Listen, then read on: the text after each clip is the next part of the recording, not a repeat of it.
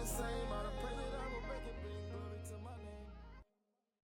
and gentlemen, before we get started, this podcast is brought to you by Final Form Supplements. Final Form Supplements is a supplement brand with honesty labeling. So the labeling in supplements is Wild Wild West. Sometimes labels aren't honest. They have things in there that's on in there. We don't have to worry about that with Final Form Supplements. We got everything you need from protein powder, creatine, skin care, soap for your skin, handcrafted soap, and we have all kinds of things. Go to finalformsubs.com, that's SUPPS, finalformsubs.com, use promo code COACHSTRIB, all caps, no space, get 10% off your order, and make sure you like, comment, subscribe on whichever video you're watching here at Ivy Talks Podcast Network, and enjoy the show. Ladies and gentlemen, welcome to another episode of the NBA Coverage. Today is today is exciting day one. Today is the official kickoff of the NBA Finals. We have the Dallas Mavericks and we have the Boston Celtics for the 2024 NBA Finals. So we're going to go ahead and just get straight into it. I'm going to kick it off to Coach Calvin. And Calvin, what do you think Dallas needs to do to come out on top? And what do you think the Celtics need to do to come out on top here for the NBA Finals? I think it's going to look different for Dallas, depending on if Porzingis comes back or not. But if he does come back,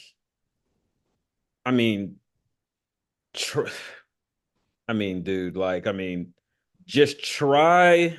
I think the biggest thing with that, if he's in the game, try to pull that center out of the paint. So if you drive in and everything and he steps over for help D, he's a 7-footer, bro. He's going to contest the shot. He's going to make it difficult for you. So I don't know what they need to do because obviously Lively and Gafford, they're not a stretch five or anything like that. They won't, pick and pop. They're going to roll every single time and everything. So I don't know if they have to delay it just for Porzingis to not fall back to the cup and everything. I just don't know, man. Second thing I would say, if Jaylen Brown and Jason Tatum are on, it's a problem. If one of them are on and one of them off, you got to figure out who's the person that's about to, start going off and everything and cut it in half and everything like that. I think that's the biggest thing for Dallas. I'll say for the Celtics, man, it's hard. Luka can drop 30 on you. Kyrie can drop 30 on you. You got the bench players that can easily put up 15 and everything. I think it's just you got to make the role players beat you at this point. Like I said, like Kyrie and Luka, they're gonna get theirs, but it's just how much can you minimize it, And I think you gotta give them hell, basically. Like, you got to tire them out. I feel like you got to maybe pick them up 94 feet to make it a little bit difficult. But like I said, man, these dudes they've been in this situation before. Kyrie's been in the finals before. Luka's been doing this shit since he's 16. So it's like, there's really not much I feel like you can do to distract them unless you just try to make it hell for them and let the other people make plays. Now, this is one thing. If you contain those two and the bench players and everything beat you, they just had a good shooting game that day. There's nothing you can do about it. Like, I think that's the biggest thing for both of those. But what do you think? So, quick update. Porzingis is back. He's coming off the bench game one. So he's going to have limited minutes. But like you said, I think coming off the bench, he's going to pose a matchup problem for Dallas.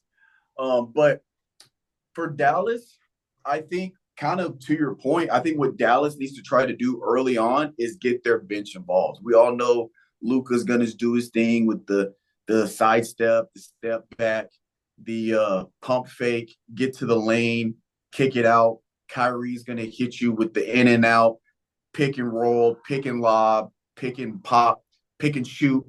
He's going to finish at the rim. So I think for Dallas, I think they're going to need their bench involved early, which they're really, both of them are really good at doing. Like we see Luka, because he's hot, because he gets hot, he gets to the rim. Everybody collapses on him when he gets inside the paint. He's dishing it out to Washington. He's He's taking the pick and he's letting the guy ride his hip and he's lobbing it up to Lively. Same thing with Kyrie.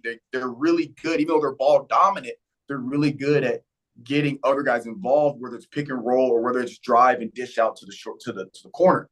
But I think they're going to have to really put a big emphasis on that because I think matchup wise, this might be the toughest defense they're going to see matchup wise because the problem that Timberwolves had is you had guys like, I'm a big Mike Conley fan, don't get me wrong, but you got Mike Conley when on screens, you can't really switch. So if Mike Conley's going under the screen, Luka, Kyrie killing. If Mike Conley goes over the screen, they're downhill with it. So you got to switch, or you got like we saw the game winner. They end up having Rudy Gobert switch, and he's having to guard Luka at the perimeter. I mean, they should have never. First thing, if they were going to switch everything, like they shouldn't have had Rudy in the game. Exactly, but that's what I think. I think the problem is with Celtics, they can get away with that because if you have first Drew Holiday, one of the best perimeter defenders there is. So if he's the main guy, and then you get a screen, and then Tatum's on you, that's still a problem. You set a screen switch, Brown's on you. I mean, really, 1 through 4 is a problem. Derek White on you. Derek White, who's been playing phenomenally defensively the entire playoff run, and now you have a 7'3" guy coming off the bench that can protect the rim with those long ass. So I think matchup wise, it's going to be a lot harder on the Dallas Mavs if they don't get their bench involved. So I think they need to get their bench involved early. Defensively, I'm actually curious to see how Dallas fares defensively with the ball movement that the Celtics have is phenomenal. You even got a guy like Al Horford that even though he's old, he can still drop 20. If you leave it up to Al Horford to beat you, he'll still drop 20 on you. So you got to be careful. Now you got Porzingis, like you said, who can stretch the floor and shoot from the perimeter, but who can also dominate. Who can put the ball on the floor too? Put the ball on the floor. He dominates you on the boards. So I'm actually curious to see how Dallas handles it defensively, whether they go to I don't know what they're going to do on screens, whether they're going to switch or if they're going to hedge and get back, or they're going to fight over top or fight under. I'm not sure. But Celtics, I think they just got to keep doing what they're doing with that ball movement. That ball movement, because Brown, Tatum, White, Holiday, Porzingis. Name me one that you'd be okay with any 5 of those taking a 3 from the perimeter. So if you're getting ball movement and somebody's open, one of those, any out of those 5 can have it wide open, or that's going to hurt. So I think the Celtics, I think what they need to do is they're going to have to find a way to be efficient. Because with the Celtics, their problem is if they aren't hitting their threes, if they go on these shooting slumps, they live and die by it. So that's what kills them. If you look at the games they lost, it's because their shooting was just terrible. So I think the Celtics need to focus on getting to the cup, getting to the free throw line, making the Dallas defense play overly aggressive so you can get those fouls. So they have to bat once they get foul trouble and they're playing overly aggressive, they're gonna have to settle in and start backing off on their defense and playing a little softer. Now you're getting you're getting better looks on the shots. That's what I think on both sides, what each team needs to do to come out on top. And I mean all for each game, for the series. That you can't play good this game and then this. And like I think the whole series, Dallas has got to get their bench involved, get those guys going. Celtics have got to find ways to get high quality, good looks on their shots. That's what I got. I agree with you, bro. We'll see how this first game goes. But I'm excited. But you know what I say though? It's not a series until somebody gets a road win. In my opinion, that's how I look at it. So if Dallas comes out and gets a road win, first game, it starts. Yeah, it's a series.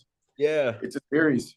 So, but yeah, I'm excited for this first game. I'm actually going to be really focused in on Dallas's defense because I think even though the Timberwolves had the highest rated defense in the NBA, matchup wise, I think this is going to be the toughest matchup for Dallas, with just the length they have in all 5 positions, minus Holiday. But his height, his length, his lack of length doesn't matter because he's a premier perimeter defender. So I'm gonna be paying attention to see how Dallas fares defensively with the matchup for the Celtics. So I'm excited, and the game is actually getting ready to start right now. So, ladies and gentlemen, bro, they just actually did like the most like dopest tribute to Bill Walton. R.I.P. to him though. oh yeah, yeah.